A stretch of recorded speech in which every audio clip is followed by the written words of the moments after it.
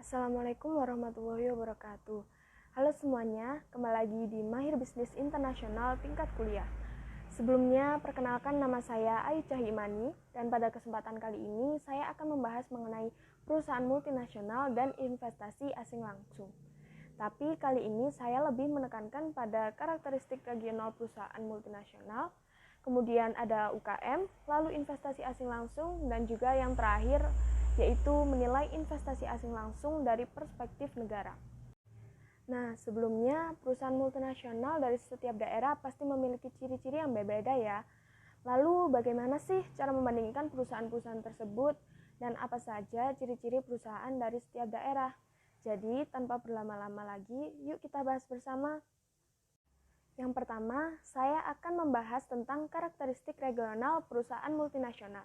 Jadi, ada nih salah satu cara untuk membandingkan perusahaan multinasional dari berbagai daerah, yaitu dalam hal upaya penelitian mereka.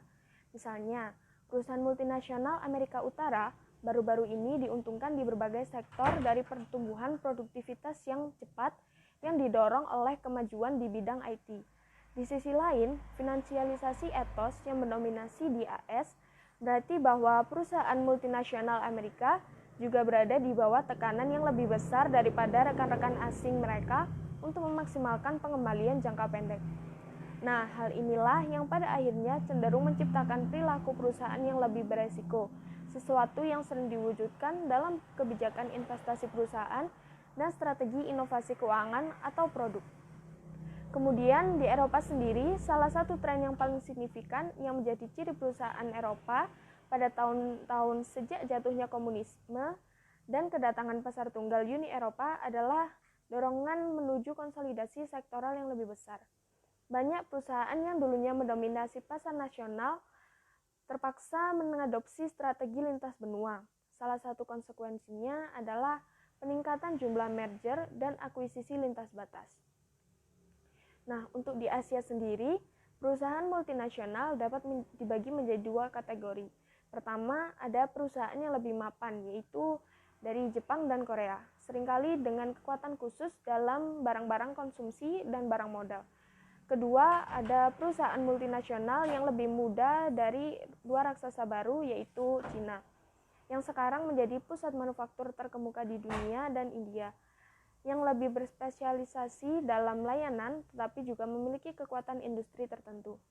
Sejak tahun 1990-an, Asia telah menjadi kawasan paling dinamis di dunia dan merupakan taruhan yang aman bahwa perusahaan multinasional Asia akan terus mengungguli pesaing dari kawasan lain karena pasar dalam negeri mereka mengejar standar hidup barat. Sampai batas tertentu, ini didorong oleh pengeluaran riset dan pengembangan perusahaan-perusahaan Asia di atas rata-rata dan oleh sejumlah besar insinyur muda yang dilatih di wilayah ini. Perkembangan seperti itu menjadi pertanda baik bagi masa depan perusahaan multinasional di timur. Pembahasan yang selanjutnya adalah usaha kecil dan menengah atau UKM. Fleksibilitas UKM kontras dengan banyak perusahaan besar, di mana ukuran seringkali menciptakan skala disekonomi yang terwujud dalam birokrasi dan prosedur yang berat.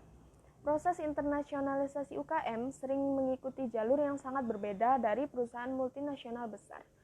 Salah satu contohnya adalah pentingnya modal sosial individu kunci dalam UKM, yang oleh karena itu cenderung menginternasionalkan pada kecepatan yang lebih lambat dan lebih bertahap. Kelemahan UKM yaitu mereka terlalu kecil untuk membentuk lingkungan internasional mereka. Tetapi seringkali itulah yang menjadi kekuatan mereka, karena itu memaksa mereka untuk menjadi lebih fleksibel daripada perusahaan multinasional yang lebih besar. UKM pada umumnya memainkan peran yang relatif lebih besar di lokasi di mana kurangnya pendanaan ekuitas mempersulit perusahaan untuk mengakses sumber daya keuangan yang mereka butuhkan untuk berkembang. Terdapat beberapa hambatan dalam internasionalisasi UKM, baik itu hambatan eksternal maupun internal. Hambatan eksternal dari penginternasionalan UKM seperti birokrasi, jangkauan produk dan layanan, hambatan bahasa dan budaya, skala, dukungan pemerintah, dan lain-lain. Sedangkan untuk hambatan internal dari penginternasionalan UKM, seperti kurangnya keterampilan kewirausahaan, manajerial, dan atau pemasaran, atau kesulitan dalam mengakses sumber keuangan karena bank sering menghukum peminjam UKM.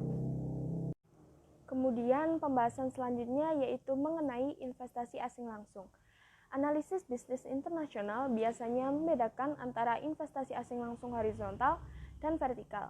Pada investasi asing langsung horizontal, perusahaan beroperasi di negara asing pada tahap yang sama dari rantai nilai internasionalnya. Investasi asing langsung horizontal biasanya dianggap sebagai pencarian pasar karena umumnya dimotivasi oleh keinginan untuk memperluas penjualan. Sedangkan pada investasi asing langsung vertikal, pergerakan lintas batas melibatkan operasi pada tahap yang berbeda dari yang dilakukannya di rumah. Investasi asing langsung vertikal di sisi lain dianggap lebih mencari efisiensi karena tujuannya adalah untuk membantu perusahaan mengendalikan rantai nilainya secara lebih efektif. Nah, akhirnya kita sampai pada pembahasan terakhir, yaitu menilai investasi asing langsung dari perspektif negara. Yang pertama, investasi ke dalam menguntungkan negara asal. Suatu negara dapat dikatakan diuntungkan ketika perusahaan multinasionalnya mentransfer ke luar negeri kegiatan berupah rendah, proses bisnis sederhana, atau operasi manufaktur yang tidak canggih. Yang kedua, yaitu investasi ke dalam merusak negara asal.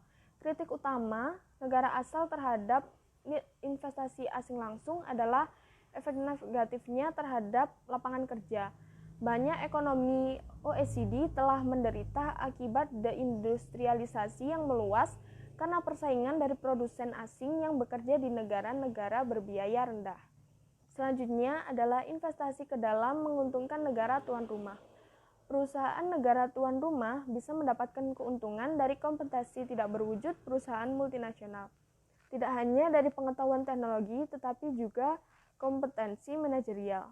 Contohnya, seperti bagaimana kedatangan pengecer barat, seperti Tesco, Carrefour, dan Walmart, telah membantu memodernisasi retail di beberapa negara berkembang. Dan yang terakhir adalah investasi ke dalam merusak negara tuan rumah. Kritikus investasi asing langsung sering menuduh perusahaan multinasional menyebabkan ketegangan sosial dengan meningkatkan perbedaan upah regional. Ada juga kekhawatiran di beberapa tempat bahwa perusahaan multinasional besar mungkin menekan perusahaan lokal kecil keluar dari pasar dalam negeri mereka. Nah, mungkin cukup sampai di sini pembahasan yang dapat saya sampaikan. Pada intinya, perusahaan multinasional pada setiap daerah pasti memiliki cara masing-masing dalam mengembangkannya, yang kemudian menciptakan sebuah karakteristik yang berbeda dari setiap daerah. Pada akhirnya, ukuran merupakan rintangan berat bagi perusahaan-perusahaan kecil seperti UKM, tetapi seringkali itu menjadi kekuatan mereka, karena itu memaksa mereka untuk menjadi lebih fleksibel daripada perusahaan multinasional yang lebih besar. Baik, itu saja pembahasan video kali ini. Semoga dari video ini kita mendapat pengetahuan baru, dan sampai jumpa di video selanjutnya. Wassalamualaikum warahmatullahi wabarakatuh.